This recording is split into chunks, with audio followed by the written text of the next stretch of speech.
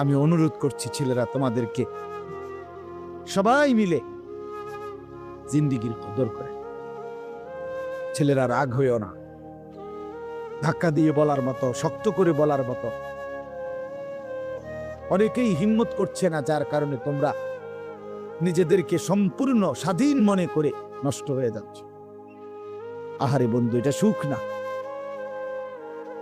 আমি প্রতিদিন বলি, মনে করেন ওই কোনায় আগুন লাগছে, আগুন জ্বলতেছে, একটা ছোট ছেলে যদি 8 বছরের ছেলেটা যদি 1 কদম 2 কদম করে ওই দিকে যায়, আগুনের দিকে, কিন্তু আমরা এতটি মানুষ দেখার পরেও কেউ তাকে বাধা দিলাম না, কিচ্ছু বললাম না, তার মাও বলে না, তার বাবাও কিছু বলে না, এ সমাজের কেউ আমরা কিছু বললাম না। আমরা দেখতেছি সবার সামনে ছেলেটা 1 কদম 2 কদম করে করে ওইদিকে যাইতেছে।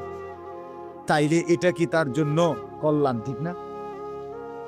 এটা কি এই ছেলেটার জন্য সফলতা না? তাহলে চোখের সামনে আমরা দেখতেছি ছেলেটা 1 কদম 2 কদম করে আগুনের দিকেই ঝাঁপ দিচ্ছে, আগুনেই পড়ে যাবে।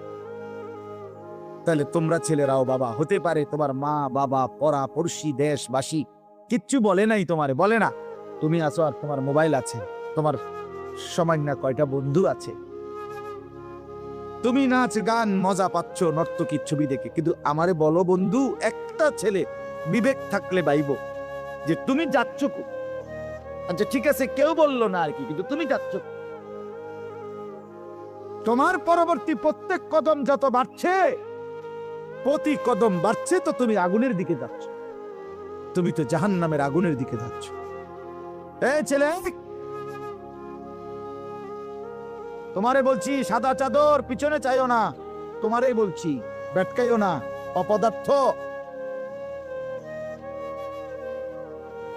জিন্দিগি শুধু খিচুড়ি না, জীবনটারে খিচুড়ি বানায় ফেলছো। আহা, অসংখ্য ছেলের কোনো কাজ করে না, শরীর একদম স্প্রিং হয়ে গেছে, প্লাস্টিক হয়ে গেছে, কোনো কাজ করে না শরীরে, আর কোনো অনুভূতি শক্তি এহসাস বোধ বুদ্ধি আমাদের লক্ষ লক্ষ ছেলে মেয়ের নাই। কি বলে, কে বলে, কেন বলে, কাকে বলে, সেটা কোনো বিষয়ই মনে করে না। তার এক কথা, আমার মোবাইল, আমার ছবি, আমার নারী, আমার জিনা, আমার ব্যভিচার, আমার অশ্লীল দৃশ্য, আমার সামান্যদের সাথে আড্ডা ফুর্তি, আমার এই বান্দরামি, আমার পেশাব করে পানি না নেওয়া, আমার জুয়া, আমার মদ, আমার নেশা, আমার নারীর আড্ডা, মেয়ের পিছনে ঘুরা, এটাই আমার জিন্দিগি।